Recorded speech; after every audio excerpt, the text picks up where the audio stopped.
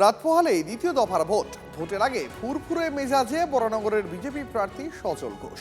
দলীয় কর্মীদের সঙ্গেই দিনটা কাটাচ্ছেন সজল। অবাধ এবং শান্তিপূর্ণ নির্বাচনের আশায় বিজেপি প্রার্থী।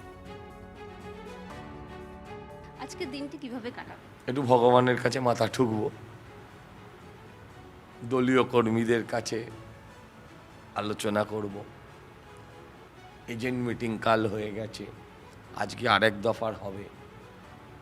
এই সবটাই দলীয় কর্মীদের ঘিরে আজকে থাকবে, আর প্র্যাকটিক্যালি সেরকম কোনো কাজ নেই। কাল সকালের প্রস্তুতিটা কেমন হবে, কাল সকালের অর্গানাইজেশনটা কেমনভাবে রান করবে, এটাই আজকের কাজ। অবাধ, শান্তিপূর্ণ, নিশ্চিন্ত, নিজের ভোট নিজে, নির্ভয়ে, ভয়ে আউট, ভরসা ইন ভোট, কোনো চিন্তা নেই।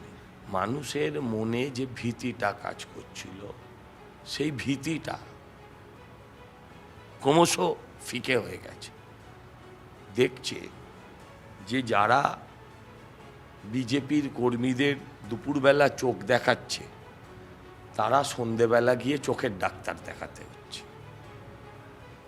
তাদের প্রত্যেককে সন্ধেবেলা চোখের ডাক্তার দেখাতে হচ্ছে। এইটা মানুষ দেখে কিন্তু খুব আনন্দ পাচ্ছে। লড়াইটা জনতা ভার্সেস মমতার। Brought to you by বাংলার সেরা ও বিশ্বস্ত কলেজ SBIHM কলকাতা ও বারাসত SBIHM.com